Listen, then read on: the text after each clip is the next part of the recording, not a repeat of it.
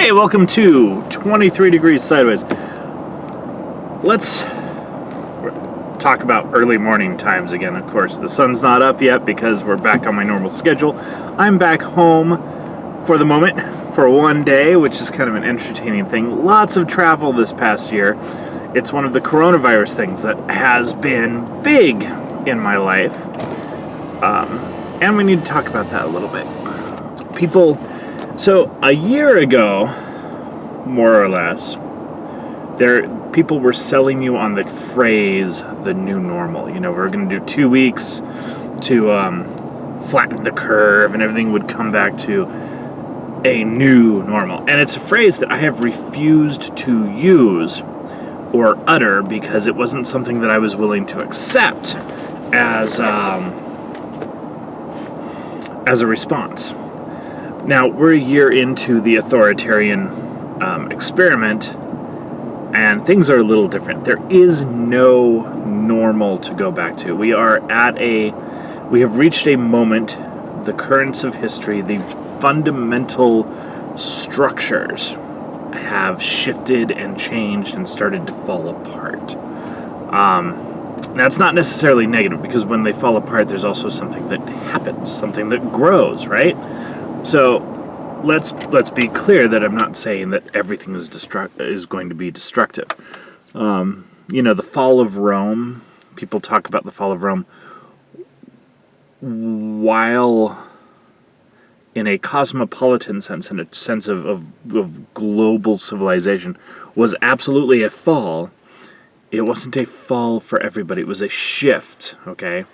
So for many people, it was the rise of independent kingdoms, which is kind of an odd and interesting thing, and we're going to talk about that because the early Roman Empire, you had the Roman Republic, early Republic, late Republic, and you had the early Empire and the late Empire. The late Empire was marked by a huge authoritarian shift. And people lately, like scholars recently in the last couple of decades, have tried to downplay that because of ideology. The idea that centralized authority was part of the problem is something that they don't like to talk about, because they're proponents of centralized authority. It's not something where you want to see that as a problem. The early empire existed in a kind of a weird sweet spot. It was an empire. There was a executive, okay? In modern terms, there was a very strong executive who had really insane levels of authority and power. However, the mechanism for choosing that executive, while never codified, really was based on competence. You had to have the support of a large number of powerful and competent people. It's not that there was a useless landed aristocracy that did nothing but drink wine and have bacchanalias. That wasn't what chose the emperors in the early imperial phase. For the most part, it was people who were competent, people who did actual administration. Remember that being landed gentry at the time didn't even mean that you could laze about all day. You had to make that work. Okay, it was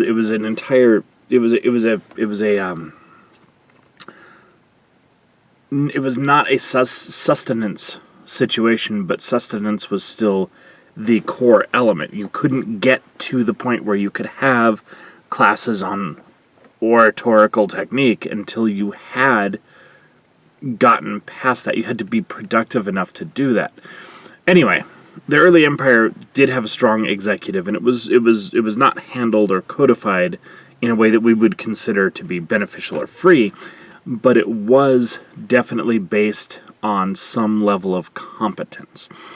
However, for the most part, there was a division of areas. Okay, once you got past the core, and we're talking about an empire stretching from the Middle East to Iberia, covering all of northern Africa and most of Western Europe.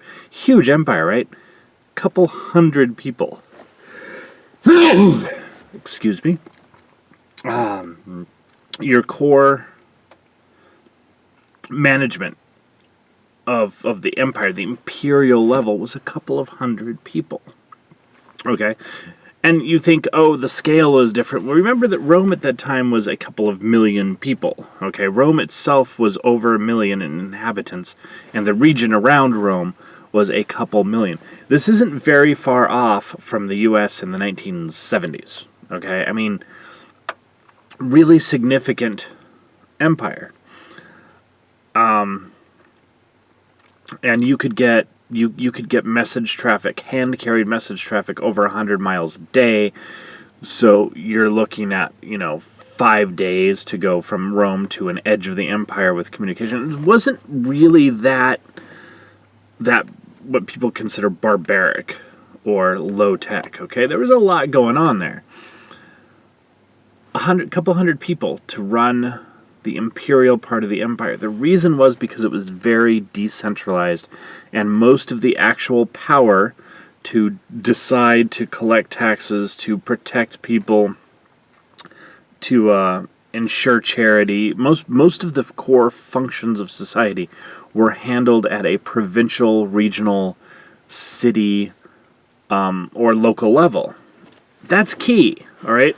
Because this is the vibrant part of history. This is the part where you had 40% of the population moved, the equivalent of over state lines in their lifetime. That amount of mobility is very difficult to explain the effects of that. It was an incredibly...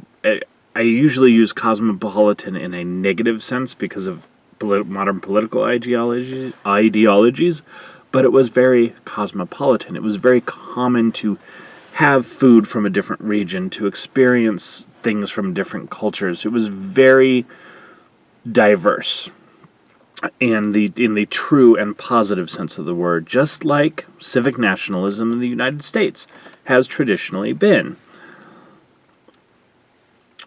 What happened was that Diocletian was the main driver of this, but what happened was that the shift to the late Roman Empire involved a large amount of authoritarian centralization. And that was based on the tax system, okay? It was based on basically creating a super, hyper-powerful IRS to collect all the taxes and get all the money and stuff. And then that became the central thing. But at the same time, as the bureaucracy and the councils and the what they call the court, the imperial court, grew in power, you had a massive shift to authoritarianism. And I can't help but think of Nancy Pelosi when I think of this era, because you look at there's always this guy who's behind, not necessarily behind the throne, but behind the scenes in the councils. And he comes out in public periodically, but he's never going to be emperor. But he drives a lot of stuff, and he drives a lot of stuff in a negative fashion because his concerns are not concerns of the empire, they're concerns of personal power. And I can't come up with a better historical example than Nancy Pelosi. Possibly Dianne Feinstein, but she's waning, she's getting old. So is Pelosi, but whatever. Harry Reid was a reasonable example, actually. He was probably one of the better examples because he was willing to sell out not the country, but his own region to foreign interests for temporary monetary and political power. And that's a Nevada issue. I'm not going to get into it too much. But the core here is that there was a shift, an authoritarian shift, and there was never a return to normal. And this was the fall of Rome. However, while it was a fall, for a lot of people it was growth, okay? For a lot of individual distributed powers. Now, the problem here is that the distributed powers couldn't keep up the global cosmopolitan space because there was no overarching theme or civilization to tie it together. There tends to be an anti-Western sentiment going through academia and your social learning patterns at this point, and you probably don't think of Rome as all that positive because they were so negative. in everything that you've been taught if you were born after 1960. Think about it from a different point of view. Think about it from the ability of a person to freely travel across an empire, do different jobs, have different careers, find different things. It's a different space. There are different ways to look at this. And what we're dealing with right now is a shift. Normalcy is gone. What we consider normal just doesn't exist anymore. Can we get it back? I don't know. Are we going to shift into several balkanized Gothic kingdoms? I don't know. I'm feeling very Burgundian today. I don't know. I know that there's still a very distinct possibility of major advancement, and that this could turn out all wonderfully. But I want to look at the detail. You're stuck in the game of life as it is right now, and the details are important. Authoritarianism has reached out and really grabbed a hold of you by the balls, by the mask. And there's a lot of questions about the virus and the virus response that really can't get answered. And I'll do a video on that soon, because there's some questions about who's dying, how many people have actually died, how the reports are, all the excuses from last year about kids being germ factories, and nothing has come to pass, and the narrative keeps changing. They keep expecting you to forget all of the things that they said just a couple months ago. And now we have the vaccine, and we've gone from, hey, yeah, some people probably shouldn't take it, to, no, you absolutely must take it no matter what, and your kids will be taking it within months. We just have to do the paperwork. And I'm not sure. I am not convinced that the minority of negative responses that we've had are the significant factor. Okay, all I'm going to say is Gardasil. Like, what are the long-term effects? Do you really want to? And notice that the narrative shifts. Sorry, I'm being a little disjointed on this when it comes to the coronavirus. Mathematically, natural herd immunity requires 30 or 40%. All of our best math for herd immunity using immunizations involved 60%. That was the magic number. But now that we have a vaccine and we have the authoritarian game, it's over 90%. There's no data, there's no math, there's no historical statistical analysis. There's nothing to back this up. It's just suddenly 90%. Why? What's the deal? You're being lied to. You're being lied to one way or another. That doesn't necessarily mean that everything is a lie or that you shouldn't get a vaccine. What it means is that you're being lied to, and you need to not just demand truth, demand testable, provable, raw data types of truth before you accede to any authoritarian actions. It's really simple.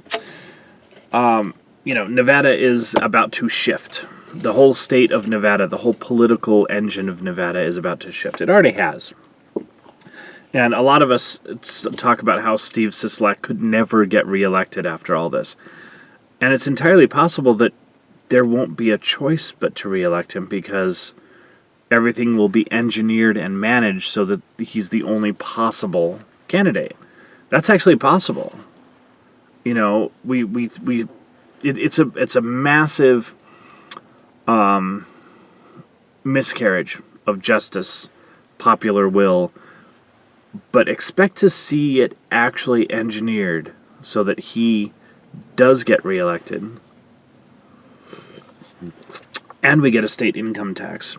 Nevada's never had a state income tax. Nevada is a fairly low population state does not have a lot of state infrastructure needs that are not served by the gambling industry, defense industry, and the mining industry. Tourism, gambling, defense. These are the things that fund the infrastructure that we use for a reason. 87% is of Nevada's federal land, and that's used federal land. Federal agencies use it. There's mining contracts. So all of that has built our infrastructure. Now they want an income tax because they've created a economic dependency state, and because basically the tourism industry has gone downhill.